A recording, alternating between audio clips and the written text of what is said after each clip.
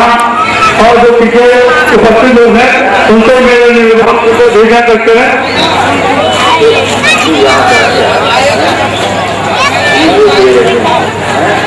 वो आहुति देने के लिए हवन कराने करते कुछ ही समय में हमारे साथ चली। आप जैसी आपके कुंड में अग्नि प्रज्वलित है मुझे देखते हुए आहुति दीजिएगा।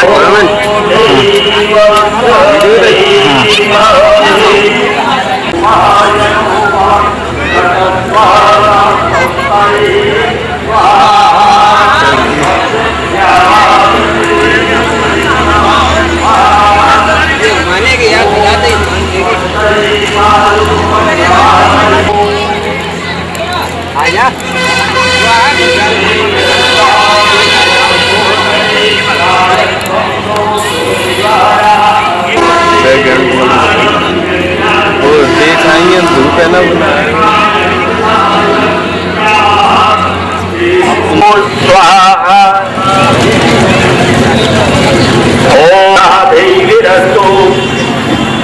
देवीरस्तु समभिता च समुरादिशा च तन्नो दिव्या पार्थिवा तन्नो अप्या। ओम इन्द्रो विश्वस्य राजते तन्नो अस्तुपादे संचतुष्पादे स्वाहा। ओम तन्नो वाता पवता तन्नस्तुपातु सूर्या तन्नपानिक्षत देवा पर्जन्यो अभिवर्षतो स्वाहा। ओम ताना इंद्राग्नि भवतामवोरि ताना इंद्र वरुणारासहव्या ताना इंद्र पूषणा वाजसातौ तामिन्द्र सोमा सुदिताय संयो स्वाहा।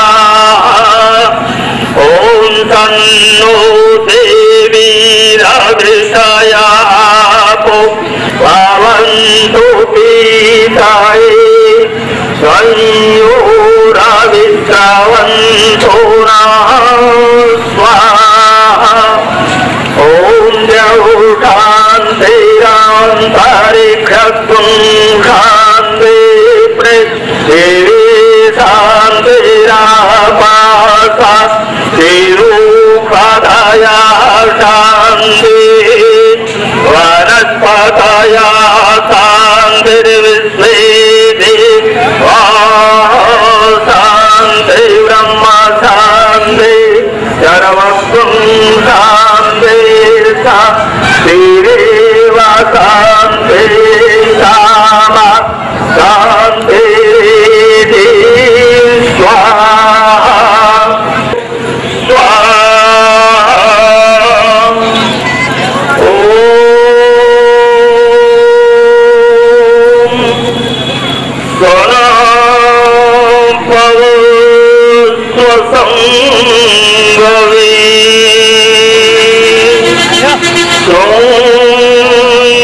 सोमयनाय समर्वते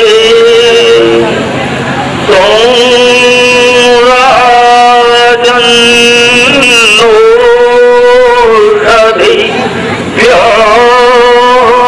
स्वाहा। ओम अभयं न परत्यन्तरिक्षमभयं द्यावा पृथिवी अभयं पश्चादभयं पुरुषादुतरा दधरादभयं नो। इस प्रांत में धर्म जागरण का काम शुरू हुआ तो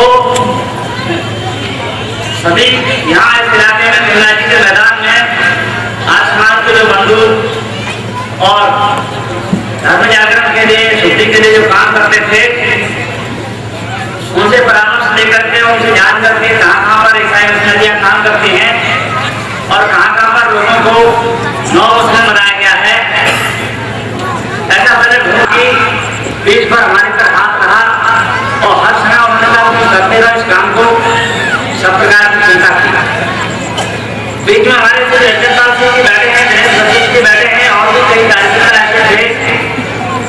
जब जब जरूरत पड़ी तो गांव तक जाकर के अपने वाहनों से लोगों की पंचायतें करके यह काम शुरू हुआ।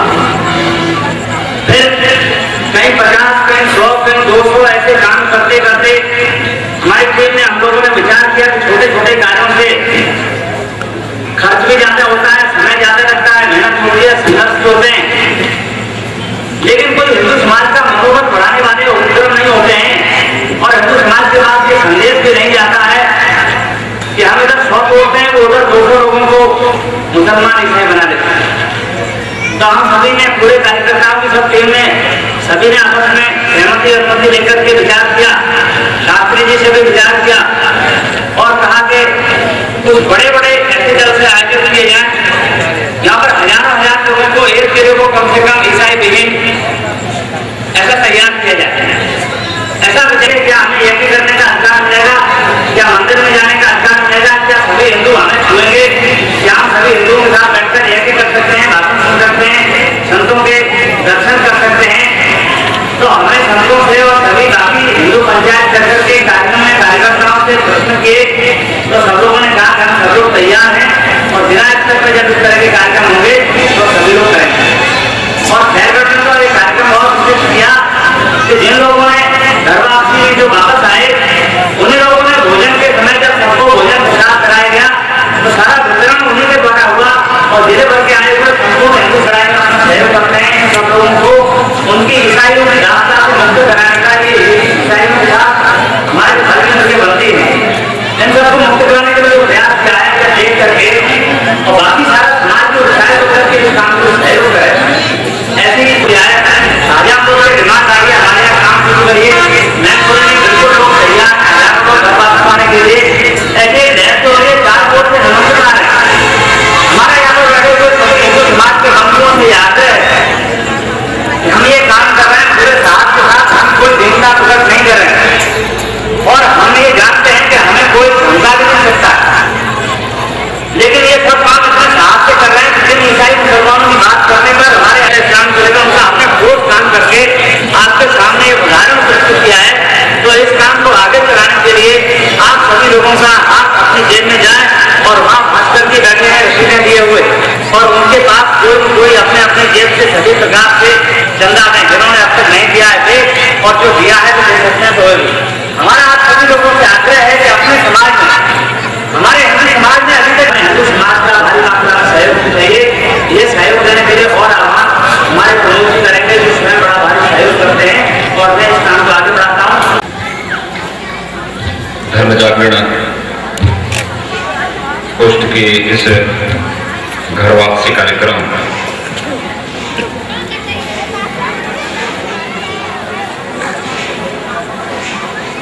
के आज के समारोह के माननीय अध्यक्ष जी,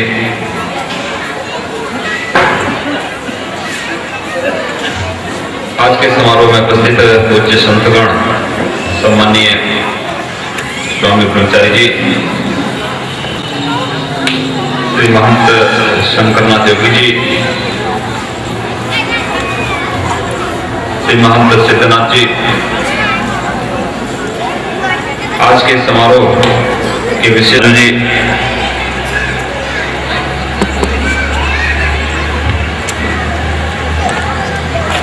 इस संपूर्ण कार्यक्रम के केंद्र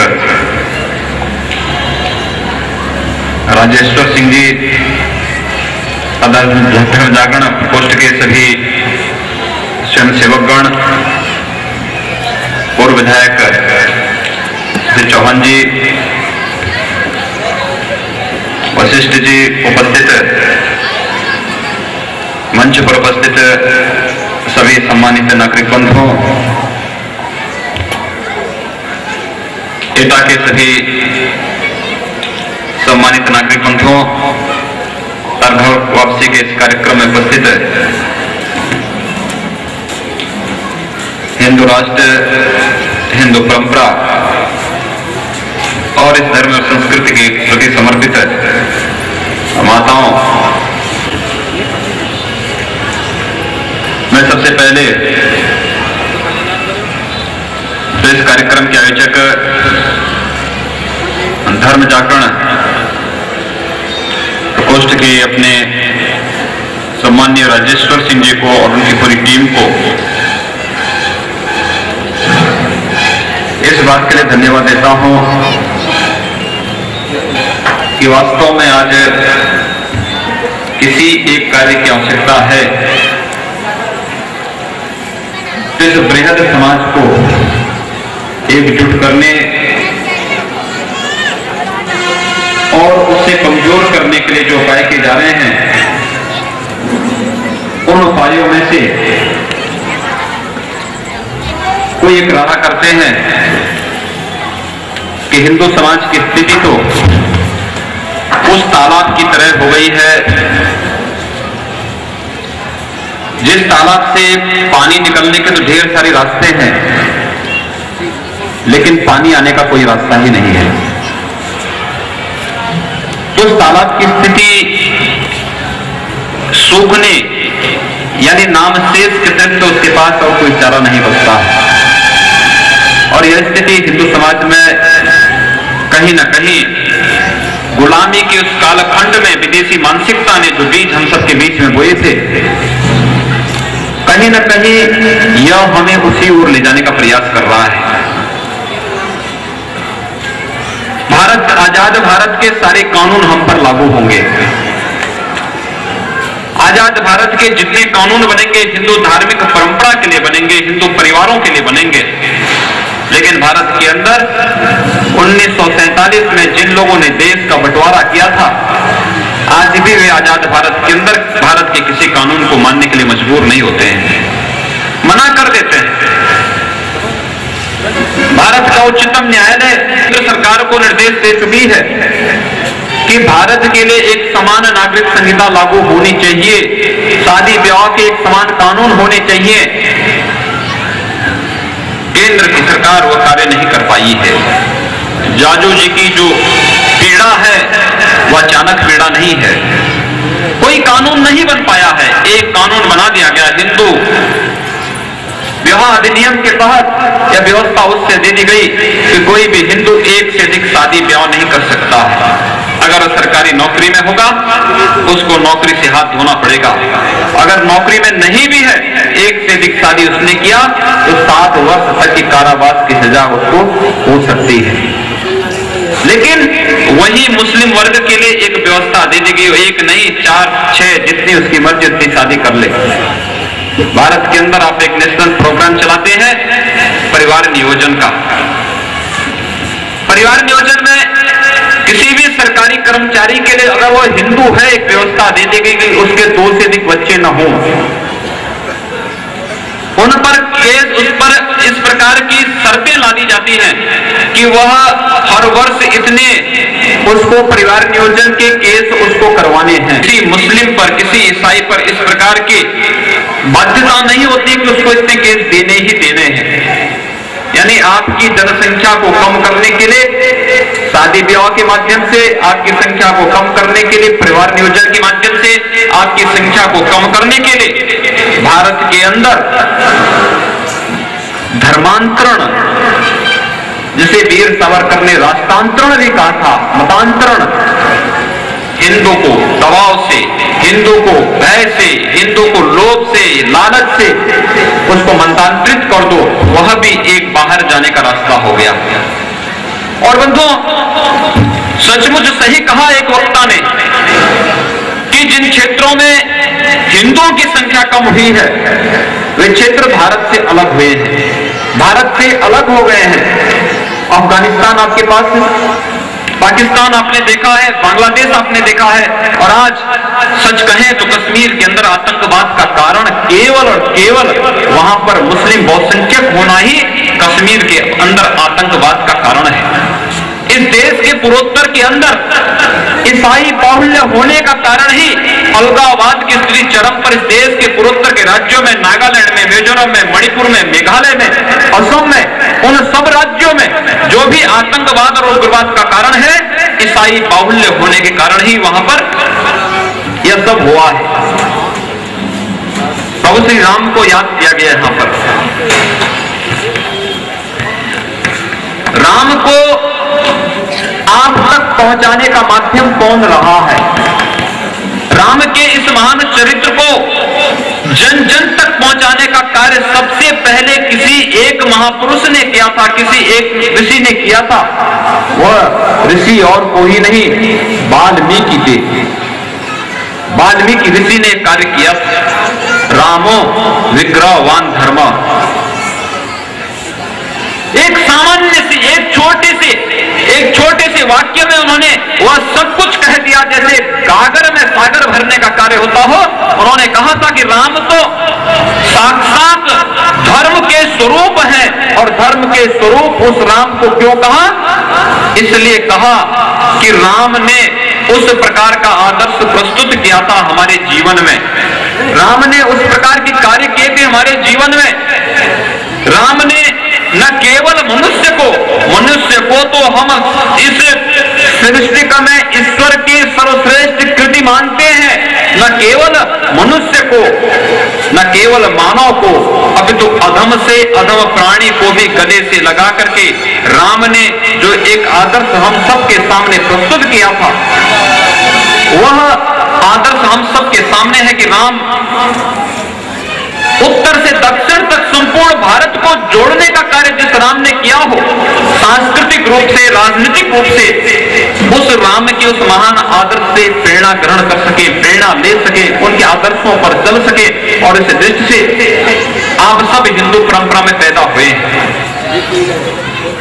हिंदू परंपरा में पैदा होना अपने आप में ही सबसे बड़े सौभाग्य की बात है।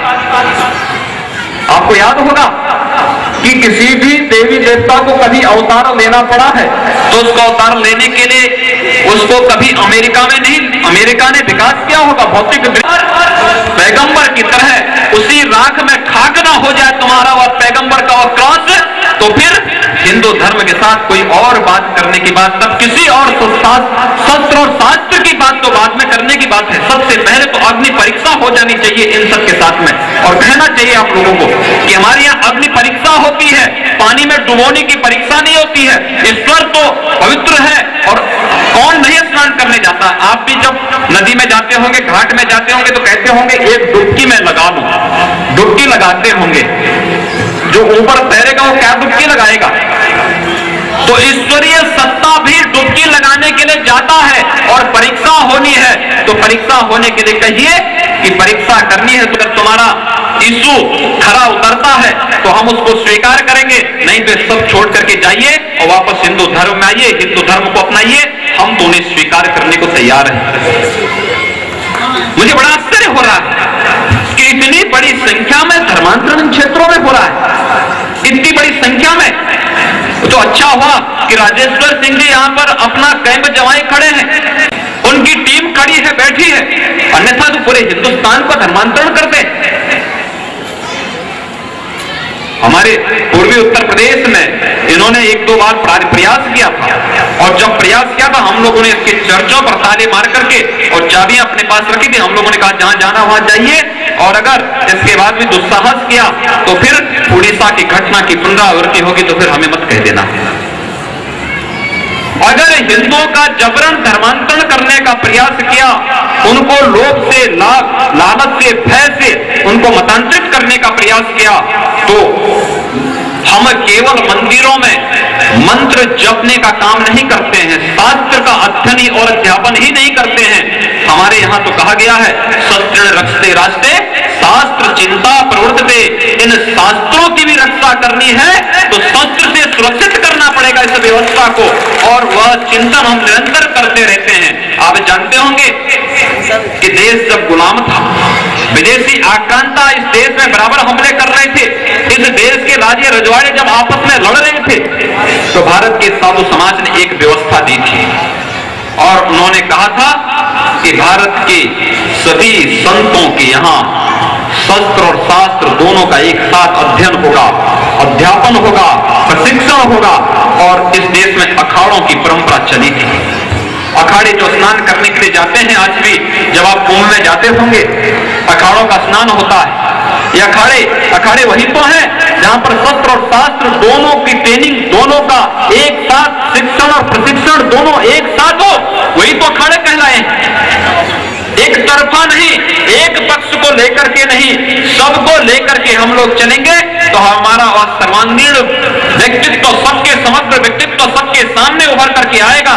और जब भी हमने गांधी की तर्ज पर केवल राम नाम जपने तक अपने को सीमित रखा और गाय की बजाय हमने जब बकरी का दूध पीना प्रारंभ किया, तो बंधुओं गांधी के शिष्यों को इस बात को भूलना होगा कि बकरी हमेशा मिमियाती है और जो मिमियाने वाला होता है वह बकरे की तरह मारा भी जाता है, काटा भी जाता है। इसलिए गांधी की तरह देश नहीं चलेगा। इस देश को चलाना है तो संतों की परंपरा में जिसने कहा था कि शस्त्र रक्षते राष्ट्रे शास्त्र चिंता प्रवर्तते, शस्त्र से रक्षित राष्ट्र में ही शास्त्र चिंतन होगा। अगर शास्त्र चिंतन के उपयुक्त वातावरण नहीं, कुछ लोग उसको प्रदूषित करने का कार्य कर रहे हैं, उसको समाप्त करने का कार्य कर रहे हैं, उस समय उसका डटकर मुकाबला किया जाना चाहिए। उस समय उसका मुकाबला किया जाना चाहिए। उसके लिए हर प्रकार के साम दाम दंड भेद जिस प्रकार से हो सकता है उसको उस प्रकार से उसका जवाब देने के लिए तैयार होना पड़ेगा। और मैं समझता हूं आज की सबसे बड़ी आवश्यकता है इस बृहद हिंदू समाज को जो साजिशें वर्तमान में हो रही है, जनसंख्या के आंकड़े आप लोगों ने देखे होंगे 1991, 2001, 1981 और 1991 इन 20 वर्षों की जनसंख्या के जो आंकड़े आए हैं 1981 से 2000, 1991 के बीच, 1981 से 1991 के बीच हिंदुओं की जनसंख्या बढ़ती है 23%, मुस्लिम की जनसंख्या बढ़ती है 35%, यानी वो 10% हमसे अधिक बढ़े हैं। और अगले 10 वर्ष में 1991 से लेकर के 2001 के बीच में 10 वर्षों के अंदर हिंदुओं की जनसंख्या बढ़ती है 20% और मुस्लिम आबादी बढ़ती है 36%, यानी 16%। अगले 10 वर्षों में 16% बढ़े। जो लोग चिंतित हैं, जो लोग चिंतन कर रहे हैं इस बारे में, जो लोग कार्य कर रहे हैं, जिनको इस बात की चिंता है कि आने वाले समय में क्या होगा, वे लोग कहते हैं कि अगर यही स्थिति रहेगी तो आने वाले 40-50 वर्षों में जनसंख्या आपकी घट रही है, भारत के अंदर परिवार नियोजन है, भारत के अंदर विदेशी घुसपैठी आ रहे हैं, भारत के अंदर जनसंख्या को कम किया जा रहा है, आपको मतांतरित करके, आपको धर्मांतरित करके, और जनसंख्या का अगर घटने का हिंदुओं का अनुपात यही रहा तो 30 से 40 वर्षों के अंदर भारत के अंदर हिंदू अल्पसंख्यक हो जाएगा।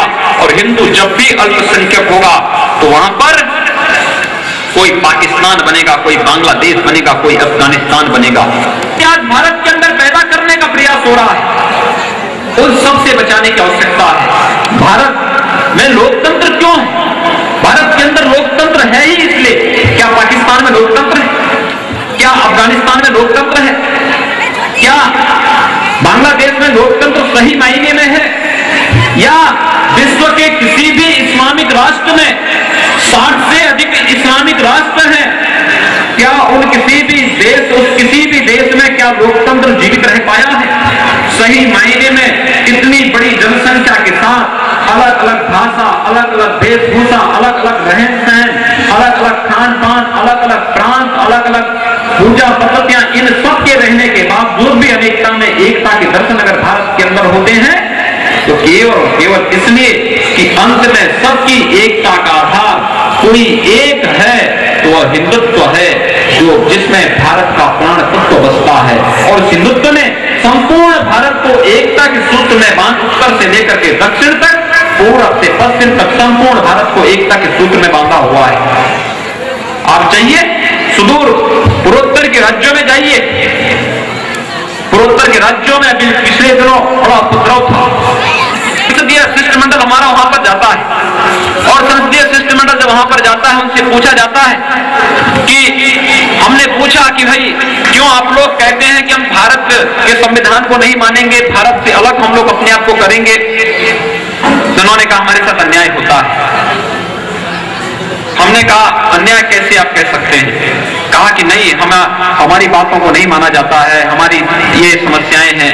हमने कहा समस्या क्या है? उन्होंने कहा हमारा एक सबसे प्राचीन किला है, एक हिंदू राजा ने बहुत प्राचीन किला बनाया था। कहते हैं राजकुमार रुक्मी के समय जब भगवान कृष्ण रुक्मणी का अपहरण करके लेकर के आए और अपहरण करके लेकर के आए, उनसे शादी ब्याह उन्होंने किया, तो राजकुमार रुक्मी उनका पीछा कर रहे थे। बलराम अपने बड़े भाई बलराम को राजकुमार रुक्मी को रोकने के लिए भगवान कृष्ण ने भेजा था। तो मैंने कहा हम तो कृष्ण की जन्मस्थली से आ रहे हैं। बड़ा स्नेह, बड़ी खुशी उन लोगों को होती है। कहा सचमुच आप उत्तर प्रदेश से हैं, सचमुच आप मथुरा से हैं? मैंने कहा हम उसी भूमि से आए हैं, हम लोग उत्तर प्रदेश से आए हैं और उत्तर प्रदेश से ही भगवान कृष्ण की जन्मस्थली है, जन्मभूमि है। दुर्भाग्य से भगवान कृष्ण के उस जन्मभूमि पर आज भले ही कई गुलामी का ढांचा भी है, लेकिन हम उसी भूमि पर हैं। उन्होंने कहा आप वो किला हमें दिलवा दीजिए, हमारे परंपरा से, हमारी सांस्कृतिक परंपरा उससे जुड़ी हुई है, संस्कृति के माध्यम से लोग जुड़ने का कार्य। हमने भारत सरकार के सामने प्रस्ताव रखा, जो किला उनकी सांस्कृतिक विरासत का, धार्मिक विरासत का, हिंदू परंपरा का एक स्मारक है, क्यों नहीं किला उनको वापस कर दिया जाता है? और किला वापस होता है, सारा उपद्रव शांत, सर्वत्र शांति, सांस्कृतिक रूप से जब भी उनको जोड़ने का कार्य किया गया, पूरा देश एकता के सूत्र में बंधा है। और जब भी राजनीतिक दृष्टि से उनको जोड़ने का कार्य हुआ है, राजनीति जोड़ती नहीं है, राजनीति तोड़ती है। राजनीति ने देश को तोड़ा है, जाति के नाम पर, क्षेत्र के नाम पर, भाषा के नाम पर, ऊंच नीच के नाम पर, छुआछूत के नाम पर, किसके नाम पर नहीं तोड़ा है और किसके नाम पर आज नहीं तोड़ा जा रहा है। और इसीलिए धर्म के आधार पर, संस्कृति के आधार पर ही हम संपूर्ण समाज को जोड़ पाएंगे। उत्तर से लेकर के दक्षिण तक, पूरब से पश्चिम तक, चारों वर्णों को एक साथ एक मंच पर लाने का कोई माध्यम हो सकता है तो मात्र धर्म हो सकता है। और इसीलिए हम कहना चाहते हैं कि जो राम के सही अनुयायी है वो कभी छुआछूत को कोई महत्व नहीं देता होगा, छुआछूत को महत्व दे ही नहीं सकता है। जो छुआछूत और ऊंच नीच की भावना को मानता है वो राम का भक्त नहीं, वो रावण का भक्त हो सकता है, राम का भक्त कतई नहीं हो सकता है। और इसीलिए हम कहना चाहते हैं कि जिस राम को जन जन तक पहुंचाने का कार्य जिस महर्षि वाल्मीकि ने किया था, अगर उस महर्षि वाल्मीकि के प्रति हमारी श्रद्धा नहीं तो राम के प्रति हमारी श्रद्धा नहीं हो सकती, और सच्ची श्रद्धा नहीं हो सकती है। भगवान वेदव्यास कौन थे? अगर इन कथित अछूत कही जाने वाली बंधुओं को हम अपने आप से अलग कर दें तो हमें पहले वाल्मीकि को अलग करना पड़ेगा। हमें वेदव्यास को, भगवान वेदव्यास को अलग करना पड़ेगा, जो वेदव्यास कहता है कि धर्मे अर्थे च कामे च मोक्षे च भरतर्षभ यदि हास्य तदन्यत्र यन्ने हास्य न तत्कुचित्। धर्म, अर्थ, काम और मोक्ष से जो चार मानवीय पुरुषार्थ है, इनके बारे में जो कुछ भी विश्व के किसी भी ग्रंथ में मिलेगा वो सब तो महाभारत में है, और जो महाभारत में नहीं है वह अन्यत्र कहीं नहीं। ये केवल हिंदू धर्म और संस्कृति के बारे में यह शब्द है भगवान वेदव्यास के। और अगर हम कथित अछूत कही जाने वाले बंधुओं को अपने साथ नहीं जोड़ सकते हैं तो फिर भगवान वेदव्यास से हमारा कैसा संबंध हो पाएगा? भगवान वेदव्यास को हमको अलग करना पड़ेगा पहले अपने आप से। मेवाड़ की महारानी मीराबाई को भी गुरु बनाना था तो किसको बनाया था? संत रैदास को बनाया था। कहते हैं एक बार काशी से एक विद्वान जा रहे थे भगवान जगन्नाथ के दर्शन करने के लिए, और जगन्नाथ के दर्शन करने के लिए जा रहे थे। संत रैदास ने कहा कि भाई दर्शन करने जा रहे हैं, मेरी तरफ से भी भगवान को ये भेंट चढ़ा देना। एक पुजारी जब काशी से जाता है और रैदास उनको अपने चमड़े के पात्र से एक सिक्का निकाल करके देता है, उसको बड़ी घृणा होती है क्योंकि चमड़े से, पानी में डूबा हुआ चमड़ा हो, वैसे भी कितना कैसी स्थिति रहती है। उसने पहले तो लेने से थोड़ा झिझक रहा था, हिचक महसूस हो रही थी, लेकिन अंत में उसने स्वीकार करके, अनिच्छा से स्वीकार करके अपने पास रख लिया और चला गया। पुरी में दर्शन करते हैं, अपनी भेंट भगवान को चढ़ाने के बाद जब वापस आता है तो एक अंतःकरण की प्रेरणा होती है कि भाई संत रैदास ने भी तो कोई भेंट दी थी, उसको भी चढ़ा दे। पुजारी पहली बार जाता है, अपनी भेड़ जब चढ़ाता है, कोई प्रतिक्रिया कहीं से नहीं होती, कोई हलचल नहीं होती है। लेकिन जैसे ही संत रैदास की उस भेंट को भगवान को अर्पित करने के लिए जाता है, भगवान तत्काल अपना हाथ बढ़ाते हैं और हाथ बढ़ा करके उस चमड़े के पात्र से निकले हुए सिक्के को अपने हाथ में लेता है। और जब ईश्वर अपने हाथ में लेता है, पुजारी बड़ा आश्चर्यचकित होता है, कहता है मैं जो भेंट दिया था सुबह उसको तो ईश्वर ने स्वीकार नहीं किया, और चमड़े के पात्र से निकला हुआ यह सिक्का इसको यह ईश्वर तत्काल स्वीकार कर रहा है। उन्होंने ईश्वर से जानना चाहा कि वास्तव में इसका कारण क्या है।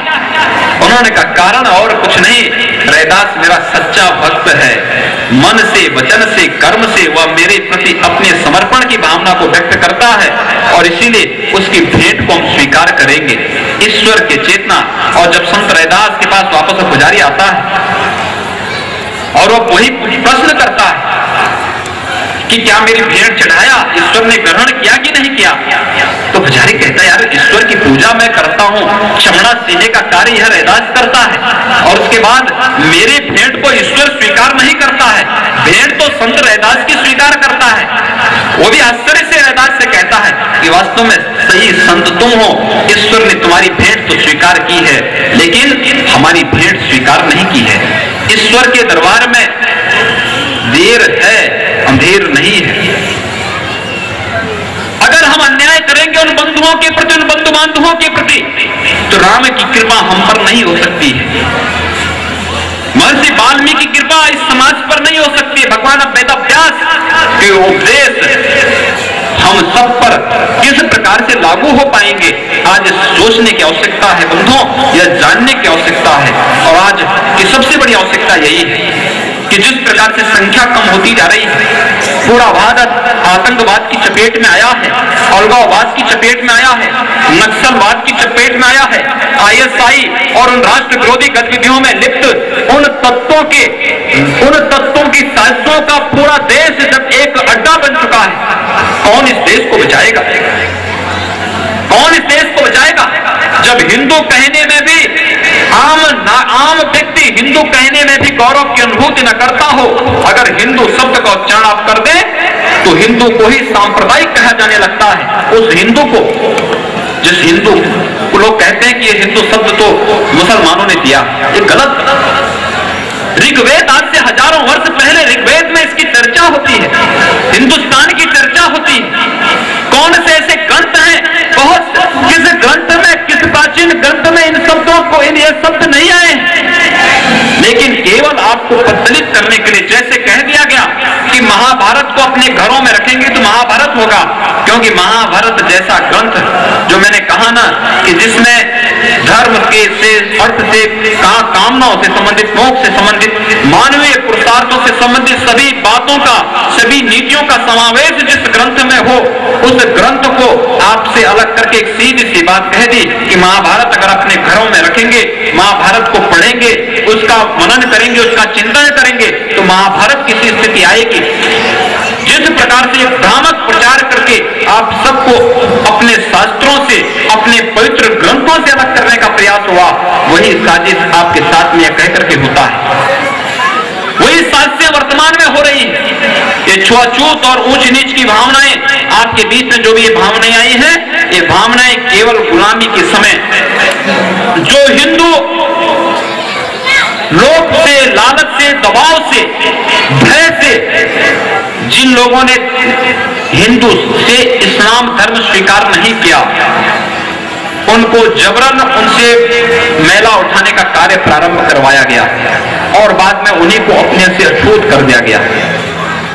जो कायर हिंदू था वो मतांतरित हो गया, जो कायर बुज़दिल था, जिसको अपनी संपत्ति को बचाना था, अपने वैभव को सुरक्षित रखना था, अपने भोग विलास की वस्तुओं को सुरक्षित रखना था, उसने धर्मांतरण किया, वो मुसलमान बना।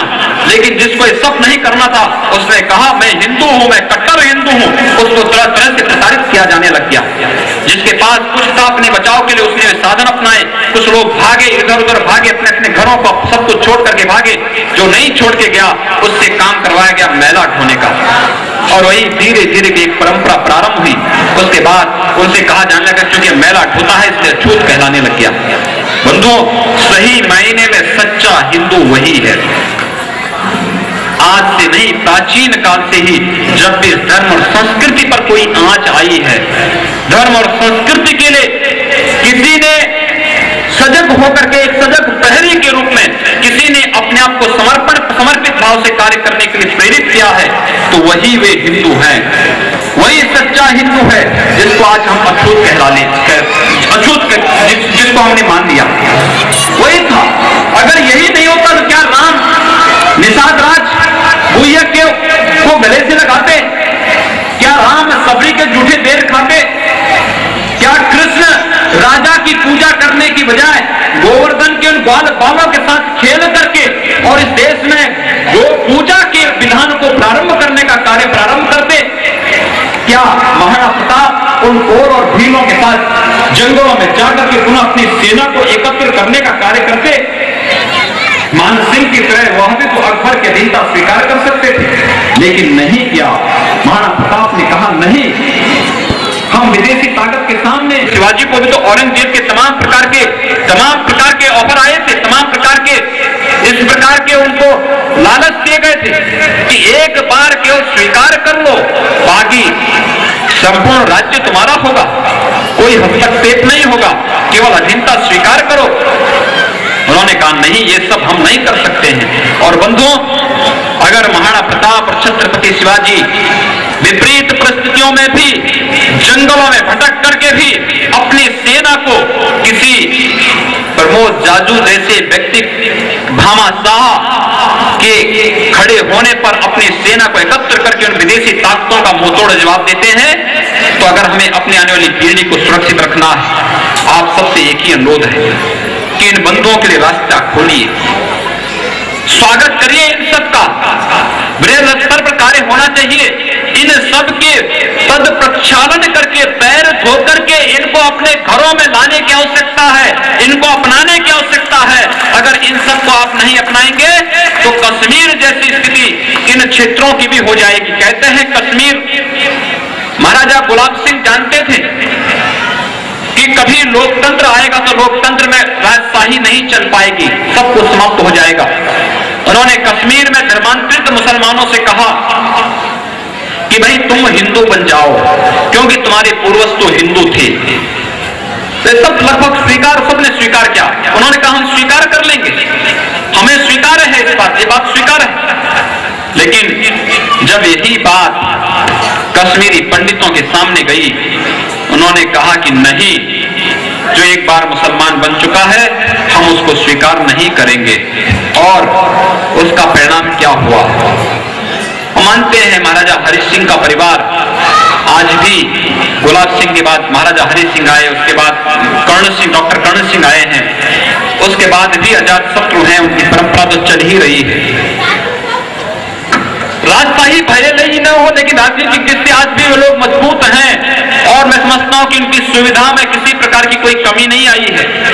लेकिन जो कश्मीरी पंडित उस समय कश्मीरी मुसलमानों को, जो कभी किसी समय औरंगजेब के समय जिनको बचाने के लिए गुरु तेग बहादुर ने अपना बलिदान दिया था, लेकिन गुरु तेग बहादुर के बलिदान के बाद भी जिन कश्मीरी हिंदुओं ने इस्लाम स्वीकार कर लिया था, जब महाराजा गुलाब सिंह उनको वापस हिंदू बनाना चाहते थे, जिन कश्मीरी पंडितों ने अड़चन डाली थी, आपको याद होगा आजाद भारत में भारत की 5 लाख से अधिक सेना कश्मीर के अंदर है, लेकिन उन 3.5 लाख कश्मीरी पंडितों को नहीं बचा पाई है।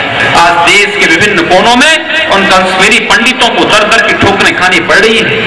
जम्मू कश्मीर में आप जम्मू में जाकर के देखिए, शरणार्थी कैंपों में जाकर के देखिए क्या दुर्गति हो रही है कश्मीरी पंडितों की। आप दिल्ली में जाकर के शरणार्थी कैंप में जाकर के देखिए, एक ही 10 बाई 12 का एक टीन का कमरा है, उसी में पूरा परिवार रह रहा है, उसी में दादा दादी, पिता पुत्र, माता पिता, बहू और पुत्र, ये सब एक ही परिवार, एक परिवार पूरा का पूरा बड़ा परिवार एक छोटे से कमरे में पिछले 15 वर्षों से रहने के लिए मजबूर हो रहा है। ये दुर्गति क्यों हुई? अगर कश्मीर में हम लोगों ने उन लोगों को अपनाया होता, आज कश्मीर की समस्या हमारे सामने इस प्रकार से कैंसर बन करके जो कभी नासुर था आज कैंसर बन करके नहीं हो रहा होता अगर हमने स्वीकार किया होता। और आज जिन बंधुओं को इस प्रकार से, इन सब बंधु बांधवों को जिस प्रकार से आज ईसाई मिशनरीज के लोग लालच देकर के जिस प्रकार से मतांतरित कर रहे हैं, ईसाईयत में इनको विकसित करने का कार्य कर रहे हैं, भ्रम से सेवा और शिक्षा का ढोंग करके करने का कार्य कर रहे हैं, अगर समय रहते इनको रोका नहीं गया तो एक समय के बाद यही आपके सामने समस्या बनेगी। आप पूर्वोत्तर के राज्यों में जाकर के देखिए, नागालैंड में, मिजोरम में, मेघालय में, मणिपुर में, अरुणाचल प्रदेश में, त्रिपुरा में जितना अधिक धर्मांतरण हुआ है वह सब उन्हीं बंधुओं का हुआ है जिनको हिंदू समाज ने अपने साथ जोड़ने का कार्य नहीं किया, जिनको अपने साथ नहीं जोड़ पाया है। वे सब वहां पर धर्मांतरित हुए हैं, सब लोग वहां पर गए हैं, ईसाई बने हैं और आज भारत के खिलाफ उन्हीं लोगों ने हथियार उठाए हैं। आज भारत के अंदर आतंकवाद का कारण क्या है? भारत के अंदर आतंकवाद का कारण या तो इस्लामिक कट्टरपंथी इस्लामिक संगठन है या फिर ईसाई संगठन है, और दूसरा भारत के अंदर साम्यवादी ताकतें हैं। यही तो 3 कारण है भारत के अंदर आतंकवाद के। इस्लाम में जितने लोग विकसित हुए हैं, मैं दावे के साथ कहता हूं कि 0.5%, 0.5% लोगों को छोड़ दिया जाए तो बाकी सबके सब हिंदू हैं, सबके पूर्वज हिंदू थे और इन सबको हिंदू बनाने का संकल्प लेकर के आज की सभा के माध्यम से हमको चलना पड़ेगा। इन सबको या तो हिंदू धर्म में विकसित करेंगे, अन्यथा भारत की धरती से कह देंगे कि भारत की धरती पे कोई अगर इस्लाम का परचम लहरा करके भारत को इस्लामिस्तान या मुगलिस्तान बनाने का सपना देख रहा है तो भारत की धरती पर उसके लिए कोई स्थान नहीं होगा। भारत की धरती पर ऐसे किसी भी व्यक्ति को जिसको भारत की परंपरा में जिसका विश्वास न हो, जिसके बारे में हमने हिंदू की एक छोटी सी परिभाषा करके कह दी, हमने कहा 2 छोटी सी परिभाषाएं हम लोग अक्सर कहा करते हैं। हमने कहा, कोई हमसे पूछा कि हिंदू कौन है, हम कहते हैं जब यहाँ का मुसलमान भी अरब जाता है तो उसको कहा जाता है कि हिंदू है। तो हम यहाँ के मुसलमानों से कहते हैं कि जब तुम हिंदू हो तो क्यों नहीं अपनी पुण्य भूमि और पवित्र भूमि भारत को बनाते हो? क्यों नहीं अयोध्या, मथुरा, काशी को हिंदुओं की तरह अपनी पवित्र भूमि बना करके उन सब पवित्र स्थलों को हिंदुओं को सौंपने की व्यवस्था करते हो? क्यों नहीं गौ माता को सम्मान करके गौ माता की हत्या पर पूर्ण प्रतिबंध लगे? इस दृष्टि से अपनी ओर से आवाज उठा करके एक सौहार्द का माहौल बनाने का कार्य क्यों नहीं प्रारंभ करते हैं? लेकिन वे तब तक नहीं करेंगे जब तक उन्हें वास्तव में इन विचारों से संस्कारित न कर दिया जाए। एक छोटी सी परिभाषा जो हम लोगों ने कहा था कि आ सिंधु सिंधु प्रियंता यस्य भारत भूमिका पितृभू पूर्ण भू सेवा सवै हिंदू ऋषि, यानी सिंधु नद से लेकर के समुद्र पर्यंत तक का ये जो भूभाग है, इसमें जो भी निवास करता है, जो इस धरती को अपनी पितृभूमि के रूप में, पुण्य भूमि के रूप में मानता हो, वह हिंदू है। और हिंदू के रूप में अगर हमने उसे माना है, हम इस्लाम के न्यायों से कहते हैं, अगर वे चीन में रहते हैं, क्या चीन के कानून को नहीं मानते हैं? चीन की परंपरा को नहीं मानते हैं? क्या वहां पर उनको कब्रिस्तान के नाम पर, क्या वहां पर भी इसी प्रकार से जमीनें कब्जा कर रहे हैं जैसे भारत के अंदर कर रहे हैं? क्या वहां पर मजारें और मस्जिदों और मदरसों के नाम पर इसी प्रकार से जमीनें कब्जा कर रहे हैं? नहीं कर सकते। वहां के कानून को, वहां की परंपरा को, वहां की सभ्यता को, वहां की संस्कृति को मानने के लिए उनको बाध्य होना पड़ता है। किसी भी अन्य देश में, भारत और नेपाल के अतिरिक्त विश्व के किसी भी देश में जहां भी इस्लाम और ईसाईयत का अनुयायी रहता है, वो अल्पसंख्यक हो या बहुसंख्यक हो, वहां के रीति रिवाज, वहां की परंपरा को मानता है, तो भारत के अंदर क्यों नहीं मानेगा? भारत के अंदर क्यों नहीं मानेगा? भारत में लोकतंत्र है तो लोकतंत्र में आपके हाथों में सत्ता है, और अगर आप भारत की परंपरा को नहीं मान सकता, भारत की संस्कृति को नहीं मान सकता, भारत के महापुरुषों के प्रति सम्मान व्यक्त नहीं कर सकता है, भारत के पवित्र ग्रंथों के प्रति, हमारे पवित्र ग्रंथों के प्रति सम्मान की भावनाएं नहीं पैदा कर सकता है, तो भारत में उसके लिए कोई स्थान भी नहीं होना चाहिए। क्योंकि यह सनातन हिंदू राष्ट्र है, और सनातन हिंदू राष्ट्र पर अगर किसी ने प्रश्न चिन्ह लगाया था तो 15 अगस्त 1947 को जो देश आजाद हुआ है, यह कोई और देश नहीं, यह हिंदू राष्ट्र ही आजाद हुआ था और यह हिंदू राष्ट्र था, हिंदू राष्ट्र आज भी है और हिंदू राष्ट्र इसको बने अगर रहना है तो इस देश में हिंदुओं की संख्या को कम करने की जो साजिशें हो रही है इसको रोकना पड़ेगा, इन बंधुओं को अपनाना पड़ेगा, इन माताओं को अपनाना पड़ेगा और इनसे कहना पड़ेगा कि अगर ईश्वर ने अपनी मुक्ति के लिए भारत की धरती को चुना है तो आप तो सौभाग्यशाली हैं। भारत का शास्त्र तो कहता है कि गायन्ति देवा गीत गानी धन्यास्ते भारत भूमि भागे, यानी भारत भूमि कितनी पवित्र है कि जिस धरती पर जन्म लेने में देवता भी तरसता हो।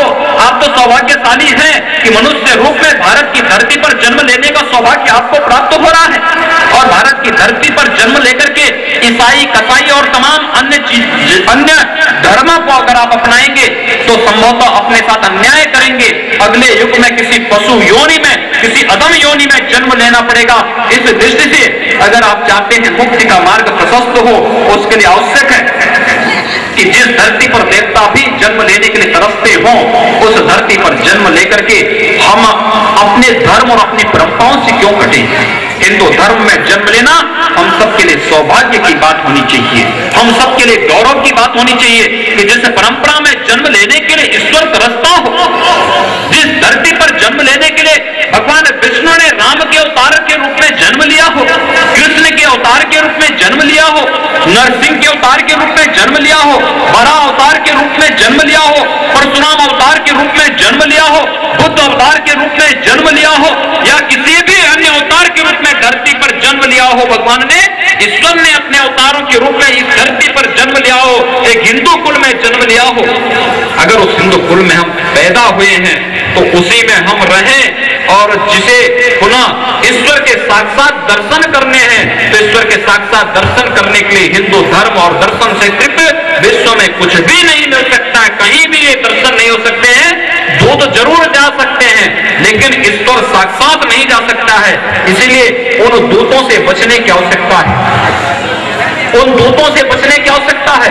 और जो यहाँ पर कहा गया था कि 1400 वर्षों के बाद इस्लाम को समाप्त होना है तो समाप्त होने का तो समय आ ही गया है। क्या आपको लगता नहीं कि आज भगवान बुद्ध की बामियान की पहाड़ियों पर अफगानिस्तान में मूर्तियां तोड़ी थी, अफगानिस्तान नष्ट हो गया। इराक के अंदर जो कुछ हो रहा है वह भी नष्ट होने की ओर बढ़ रहा है और मैं समझता हूं वह नष्ट ही नहीं हो रहा है। इराक से ईरान आएगा और ईरान से पाकिस्तान आएगा और पाकिस्तान से पुनः बांग्लादेश जाएगा और विश्व में इस्लाम को हमेशा हमेशा के लिए नष्ट तो होना ही है। इसलिए अच्छा है कि इससे पहले कि भारत के नौजवानों को आगे आना पड़े, वे अपने कुकर्मों से, इस्लाम और ईसाईयत के अनुयायी अपने कुकर्मों से स्वयं मरे तो अच्छी बात होगी। अन्यथा हिंदू शक्ति को इतनी जागृत करिए कि पूरे विश्व को मानवता और शांति का जो संदेश है संस्कृति देती रही है, यह संस्कृति का यह संदेश, हमारी परंपरा के संदेश, हमारे शास्त्रों का यह संदेश, हमारे वेदों का वो संदेश होगा, उसी की जय होगी। जो कमजोर होगा उसको कोई नहीं पूछता है। शेर जंगल का राजा होता है तो शेर को सब पूछते हैं, सब मानते हैं। जंगल एक दहाड़ मारता है तो सभी जानवर भागते भागते हुए, खड़े और भागते हुए दिखाई देते हैं। लेकिन लोमड़ी को कोई कितना ही चिल्लाता रहे हो, कोई नहीं पूछता है। झुंड के झुंड उनका एक साथ में निकल पड़े तो कोई उसकी परवाह नहीं करता, उसकी कोई परवाह नहीं करता है। और आज यही स्थिति हो रही है। बिखरा हुआ समाज शक्तिशाली नहीं हो सकता है। बिखरी हुई शक्ति कभी किसी को संदेश नहीं दे सकती है, किसी को एकता का संदेश, एकता के सूत्र में नहीं बांध सकती है और एक शक्तिशाली समाज और एक शक्तिशाली राष्ट्र का निर्माण नहीं कर सकती है। अगर शक्तिशाली राष्ट्र बनाना है तो हिंदुओं को शक्तिशाली बनाना पड़ेगा। भारत को शक्तिशाली बनाना है तो हिंदू समाज को शक्तिशाली बनाने की आवश्यकता। 30,000 रुपया महीना इन सब बंधु बांधवों के बीच में, इन सब के बीच में दे सकते हैं तो और भामाशाह इस समाज से क्यों नहीं पैदा हो सकते हैं और वो क्यों इस समाज के बीच से नहीं हो सकते हैं। यही तो सबसे बड़ी कमी हमारी रही है।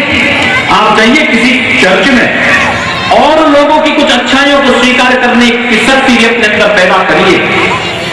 हर ईसाई सप्ताह में एक बार जरूर अपनी चर्च में जाता है, जरूर जाता है।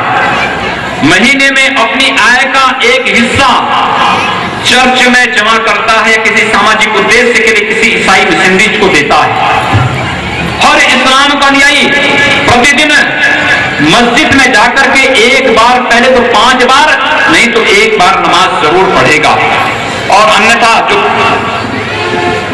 एक दिन सप्ताह में नहीं जा सकता, वह केवल जुमे की नमाज के दिन जरूर जाएगा। महीने में अपनी आय का एक हिस्सा खर्च करेगा अपने इस्लाम के उन कट्टरपंथी व्यवस्था को बढ़ाने के लिए। हर चौराहे पर आप जाएंगे, एक मजार बढ़ा दी गई है। आप उस मजार को कभी खोद करके देखेंगे, कुछ नहीं होगा। एक मिट्टी डाल कर कह दिया ये प्रमुख मजार है। किसी भी महत्वपूर्ण सार्वजनिक स्थल पर आप जाकर के देखिए, वहां पर उन्होंने एक छोटी सी मस्जिद या मजार का स्वरूप, मजार ही बाद में मस्जिद का स्वरूप या ईदगाह का स्वरूप ले लेता है। क्यों? एक सोची समझी साजिश के तहत, एक रणनीति के तहत वह हमेशा तैयारी करता है, हमेशा तैयारी में रहता है, हमेशा अपने पास इस तैयारी में रहता कि कब उसको किस स्थिति का सामना करना पड़े, इस स्थिति में वो तैयारी करके रहता है। हर सार्वजनिक स्थल, हर पूजा स्थल, हर पुल के पास, हर चौराहे के पास, हर रेलवे स्टेशन, हर बस स्टेशन, हर एयरपोर्ट के पास उन्होंने अपनी मजारें, अपनी मस्जिदें, अपने मकतब या अपने मदरसे खड़े कर रखे हैं। जब भी एक आह्वान होगा, पूरा देश का इस्लाम का अनुयायी एक साथ अपना स्लोगन देकर के हमला कर देगा, एक साथ हमला कर देगा, नष्ट कर देगा। यह तमन्ना लेकर के वो बढ़ रहा है। कोई मुस्लिम लेखपाल आता होगा आपके आसपास के गांव में, गांव समाज की कोई संपत्ति देखता होगा, जमीन देखता होगा, उस पूरी की पूरी संपत्ति को कब्रिस्तान के नाम से दर्ज कर देगा। मदरसे के नाम पर, मकतब के नाम पर, किसी मजार के नाम पर, झूठी मजार के नाम पर दर्ज कर देगा। ये भावना उनके अंदर है।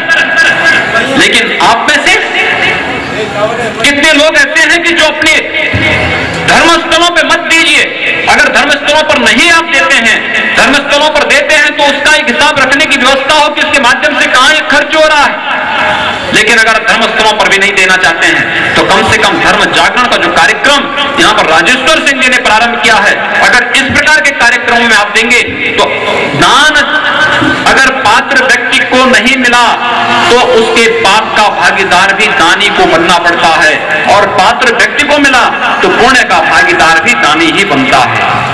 इसलिए उस पुण्य के भागीदार भी आप तभी बनेंगे। यह एक पुण्य का कार्य है।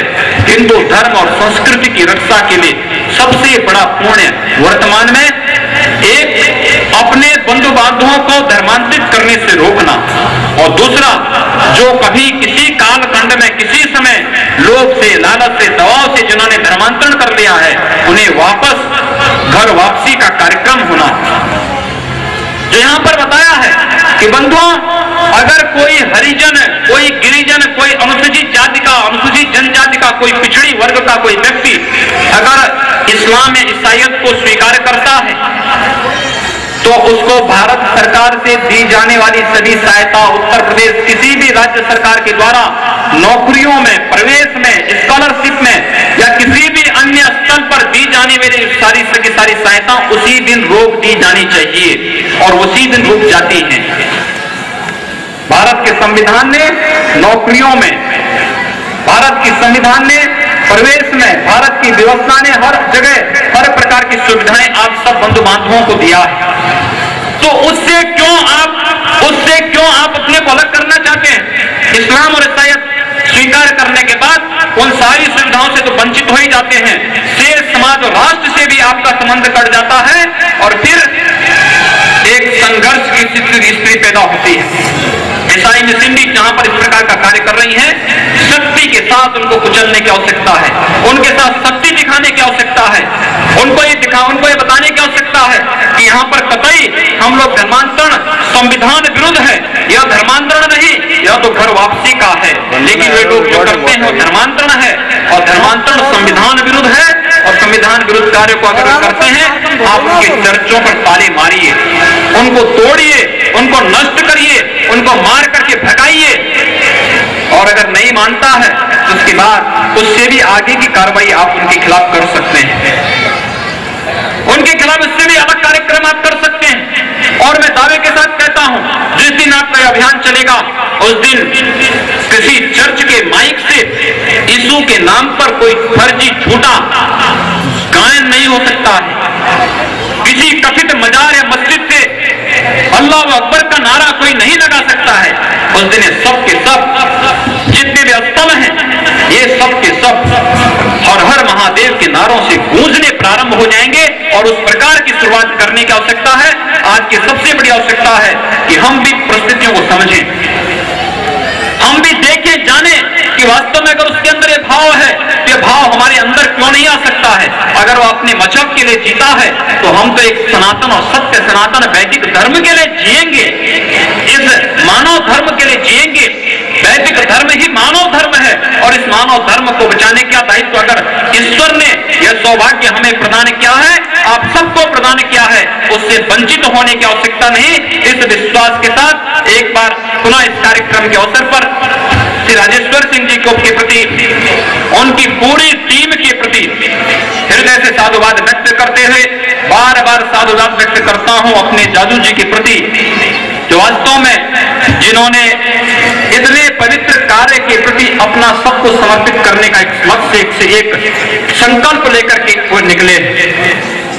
क्योंकि यह धन और संपत्ति या वैभव आपका तभी तक सुरक्षित रहेगा बंधुओं जब तक हिंदू है। कश्मीर में बहुत धनाढ्य हिंदू था, आज दर दर की ठोकरें खा रहा है, कोई पूछता नहीं उसे। और मैं समझता हूं एक उदाहरण आपके सामने प्रस्तुत किया है प्रमोद जी ने, उनसे प्रेरणा लेने की आवश्यकता है। उनका संकल्प ईश्वर उन्हें धन धान्य से संपन्न करे, यह प्रार्थना ईश्वर से करते हुए जिस मार्ग पर वे निकले हैं अन्य लोगों को भी इससे प्रेरणा लेने का एक संकल्प वह दे सकें। इस विश्वास के साथ आज के इस कार्यक्रम के अवसर पर आप सबके प्रति अपनी शुभकामनाएं व्यक्त करते हुए आप सब मेरे साथ जोर से कहेंगे, इतनी जोर से कहेंगे, दोनों हाथ उठाकर कहेंगे भारत माता की। दोनों हाथ उठा करके मुट्ठी बांध करके एक संकल्प, मेरा एक संकल्प जो यहां पर होगा, जो जय जयकार के साथ संकल्प होगा, यह संकल्प इस बात का होगा कि आप हिंदू हैं, हिंदू धर्म और संस्कृति में आपको दीक्षित किया गया है। अगर धर्म की रोटी हम लोग खाते हैं, एक धार्मिक पीठ से हम लोग जुड़े हुए हैं, तो उस पीठ से जुड़े होने के नाते आप सबसे हमारा आग्रह होगा कि जो जय जयकार आप करेंगे वह जय जयकार, एक एक जय जयकार में यह संकल्प छिपा होना चाहिए कि मुझे हिंदू होने में गौरव की अनुभूति है। हिंदू धर्म और संस्कृति के लिए जिस भी स्तर पर किसी प्रकार के त्याग और बलिदान की आवश्यकता पड़ेगी, हम अपने आप को समर्पित करेंगे। यह इस जय जयकार के साथ आपका संकल्प होना चाहिए। दोनों हाथ उठा करके मुट्ठी बांध करके आप लोग कहेंगे भारत माता की, भारत माता की। माताओं की ओर से अभी आवाज नहीं आ रही है। माताएं कितना आज भारत माता कितनी खुश हो रही होगी कि हम अपने सचमुच सही सपूतों को सभी अपने सही सपूतों को हम वापस अपनी धरती पर ला रहे हैं। भारत को खंडित करने, भारत को तोड़ने के लिए जो विदेशी षड्यंत्र हो रहे हैं, उन बहुत बड़े विदेशी षड्यंत्रों को भारत का एक लाल राजेश्वर सिंह के नाम पर इस क्षेत्र में अलग जगा करके उनके उन मंसूबों को ध्वस्त करने का कार्य कर रहा है आप सबके माध्यम से। और भारत माता कितनी प्रसन्न हो रही होगी, और जब भारत माता प्रसन्न होगी तो भारत माता तो रत्न गर्भा है, धन धान्य से परिपूर्ण है, उन सब की कमियों को भारत माता स्वतः ही पूर्ण करेगी। इसलिए इतनी जोर से कहना कि जहां जहां पर यह मतांतरण और धर्मांतरण का कार्य हो रहा है, जहां पर हिंदू विरोधी शक्तियां उठ खड़ी हुई हैं, उन सबके कानों तक आवाज पहुंच सके और उन तक आवाज न केवल आवाज पहुंच सके, अभी तो उन तक संदेश भी हमारा पहुंच जाए कि अगर आज के बाद हिंदू विरोधी किसी गतिविधि को अंजाम दिया तो फिर भारत की धरती में उनके लिए न पाकिस्तान में जगह, न हिंदुस्तान में जगह, केवल कब्रिस्तान में उनकी जगह होगी। इस विश्वास के साथ आप जोर से कहेंगे भारत माता की। अभी भी आवाज नहीं आ रही है माताओं की ओर से, इतनी जोर से कहिए। बच्चे हैं, जितने बच्चे हैं, जिसकी आपकी आवाज तो दिल्ली और लखनऊ तक मुलायम सिंह जी के कानों तक पहुंच जानी चाहिए कि मुलायम सिंह जागो। अगर समय रहते नहीं जाग पाए तो कभी कृष्ण जन्मभूमि गई है और किसी यदुवंश में पैदा होने का सौभाग्य अगर तुम्हें प्राप्त हुआ है तो मैं समझता हूं कि या तो अगर सपूत कहलाना चाहते हो तो कृष्ण जन्मभूमि की मुक्ति के लिए कार्य करो, और अगर कुपूत कहलाना चाहते हो तो फिर अपनी दुर्दशा में जैसे रो रहे हो उस प्रकार से रोते रहो।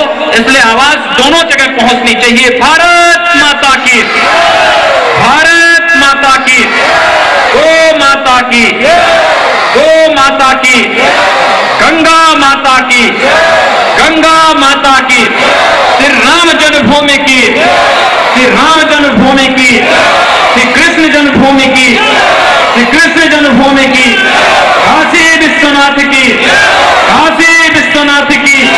हर हर महादेव, हर हर महादेव, जय श्री राम। जोर से आप कहिए। जब आपके बीच में कोई ईसाई आता है करना था तो हनुमान ने जय श्री राम कहा था।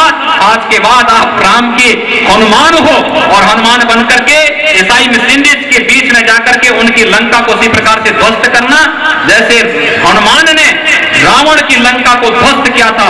इसलिए आप जोर से कहेंगे जय